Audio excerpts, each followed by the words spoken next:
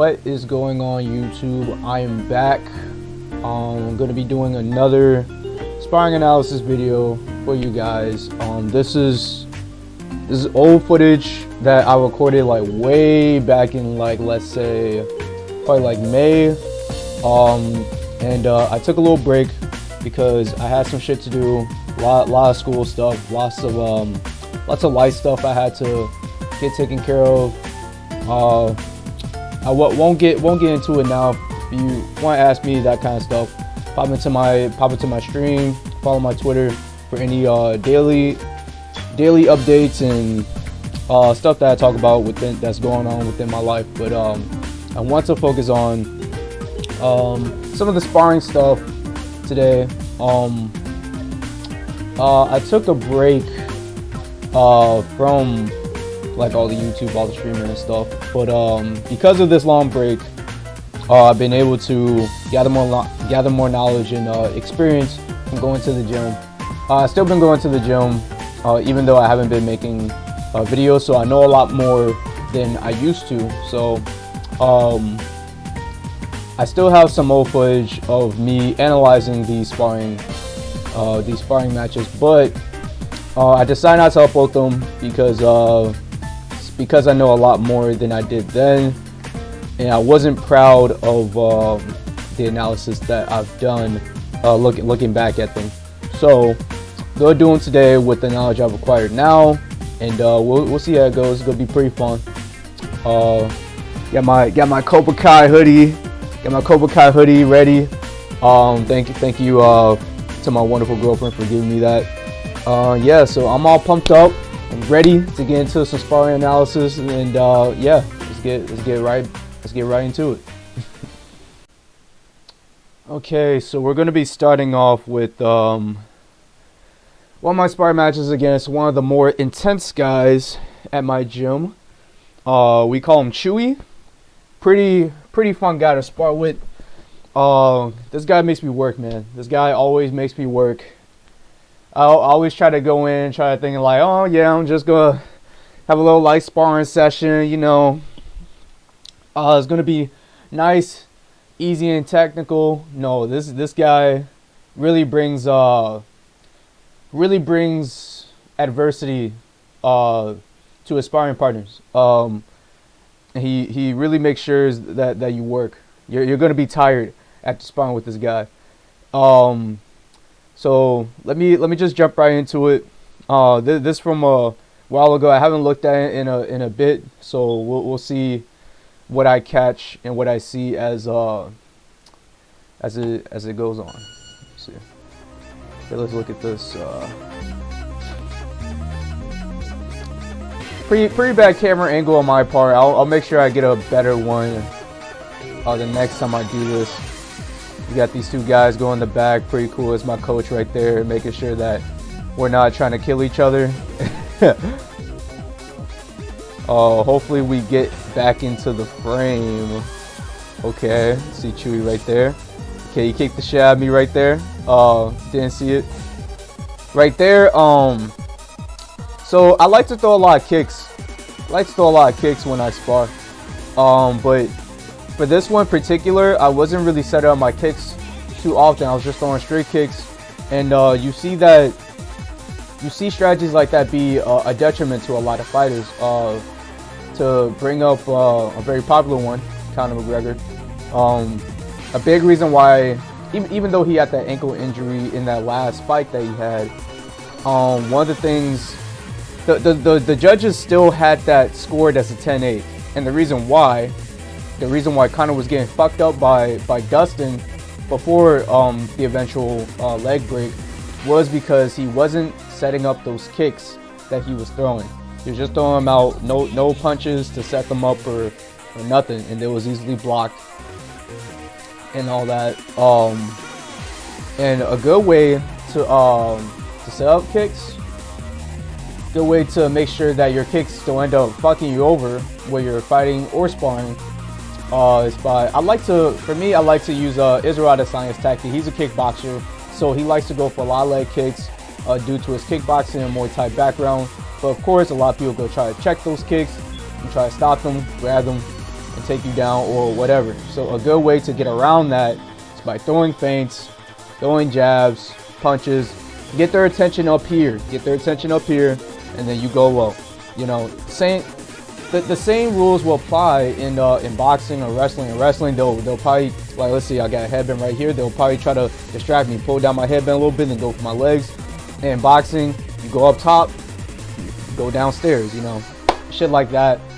The same applies to MMA and kickboxing. You get their attention up high, kick the fuck out of their legs. So right here, Chewy was he's raising that lead leg because he knows I'm trying to attack it. I have my open stance because I believe in my head at this moment I was thinking about using my rear leg to attack his lead leg. But because my stance is a little bit far back, I will have to set up that kick so he doesn't react to it. Like right now, he's very wary about getting his legs attacked. See, right there, I threw that kick without setting it up. And so right there, I threw a kick, but my retraction was very bad. So one problem that I've been trying to work on is the retraction of my kicks. So one thing that I want to do is probably like bring my hips back, because I let the kick soar through and it kind of drags right there. And if he was a little bit more proactive, he would have gotten me after I threw that kick. So he keep me right there. So that was a good feint on his part. I wasn't used to it because Chewy usually doesn't throw a lot of feints. So so the few feints that he did throw, I bit on them pretty fucking hard. So he raises his leg. And this was right after he threw that that other kick too. So he was definitely this was strategic right here. He raised his leg. I bite on the feint, and then he throws the kick right there. I think was that a low blow? I think that was a low blow right there. Yeah, it was a low blow. Yeah, it was a good strategy on his part. If he aimed it a little higher, then it would have been perfect. It would have got me right, because my guard was open. He could have got me right there, but it was just a little too low.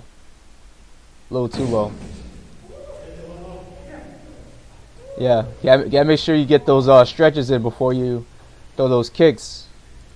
Definitely would like to have kids someday, but thanks to my hard sparring sessions, might not be possible. Okay, so let's go to this next one where I got a little revenge round against Chewy. Okay, right there. So right now I'm actually set up my kicks now.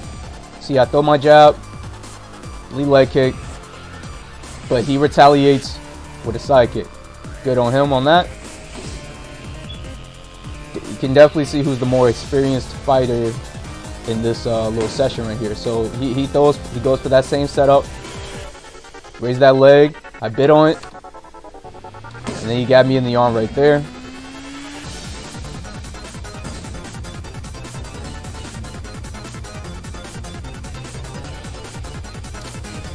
I'm just too relaxed, too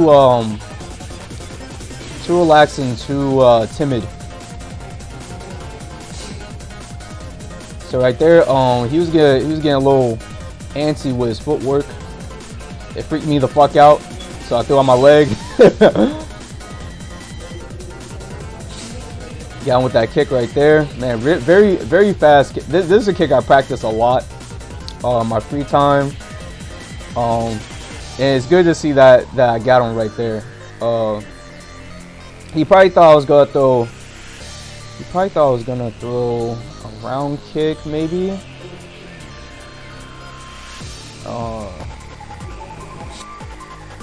Let me bring that back. Let's go frame by frame.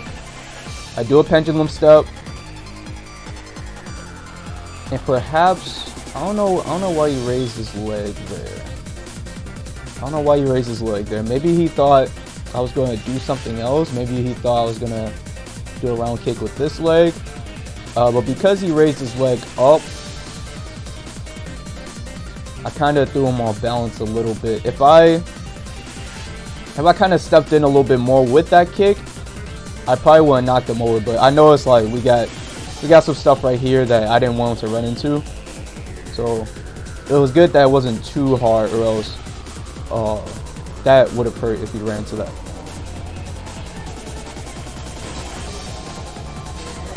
Okay, right there, he tried to set up with a jab and go for left overhand.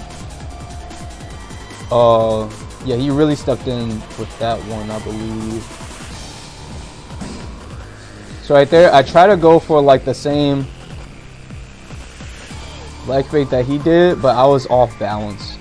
I probably should just went for a side kick yet again, because let me go back for that sequence. I probably should have went for a side kick again, because when I generally go for round kicks, he will raise his leg to check it.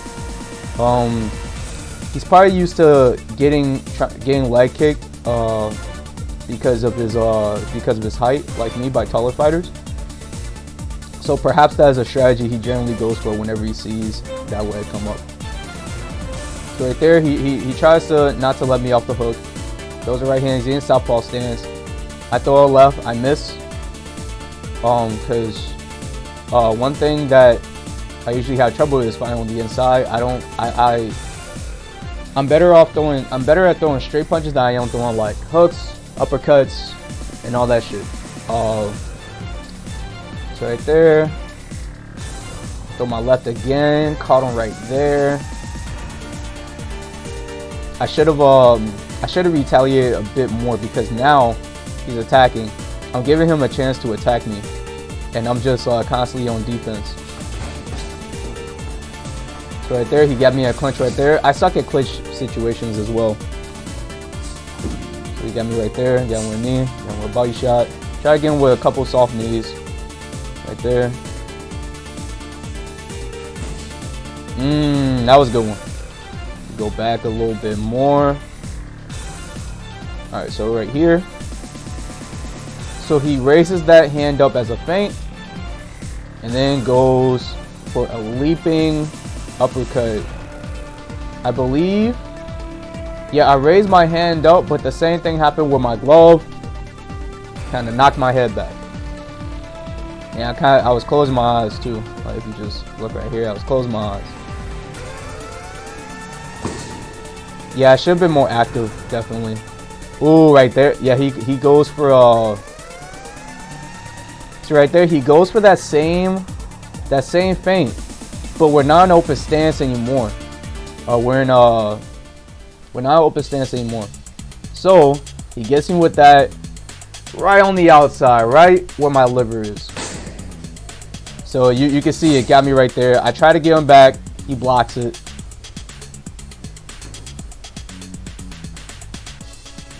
Chewy is so fast. He's so fast. He checks my kick right there.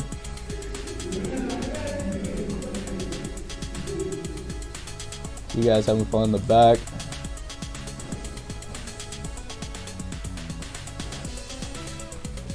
Try to get him with a jab. Try to get him with a spinning back fist. Try to be a little bit flashy, but if there was an actual fight, it'll be too late.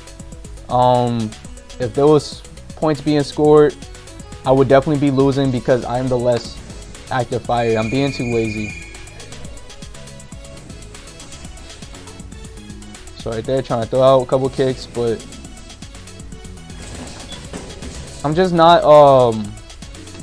One thing that one of my other coaches was telling me, because I think it was after the session. I was doing a couple rounds. I did a couple rounds with my one of my other coaches. And one thing that he was telling me is I'm too afraid to let my hands go. You're not, like, you're throwing kicks. You're good at throwing these kicks, but you're just not letting your hands go. And because of that, this is the conclusion I came to. Because I'm not letting my hands go, it's kind of making my kicks weaker as well, because they don't have to worry about my hands. They just have to worry about my legs. And due to that. They can easily be blocked, checked, caught, a whole bunch of shit. So definitely gotta work on letting my hands go more and being more proactive. Oh god, what was I doing here? Okay, let's go a little bit slower. Okay, so I did a feint jab. Oh, okay. What I was trying to go for a feint jab, then go for a hook. Maybe he thought I was trying to do another leg kick. So on Gavin right there, he's a little bit off balance now.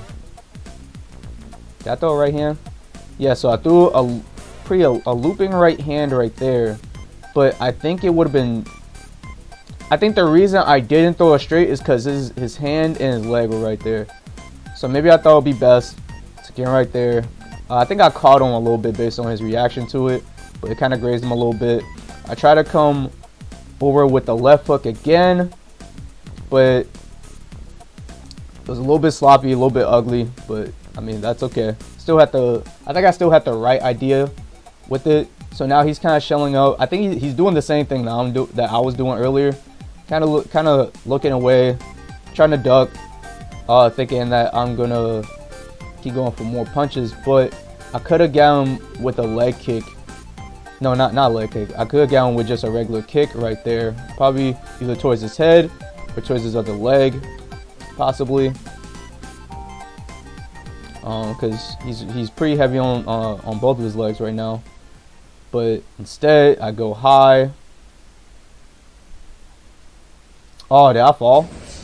Fuck, I fell. Stupid. So yeah, so still wanted to go. I think that pretty much stopped my momentum at that point. So now I'm just trying to finish the round, but it was just not the same. Yeah.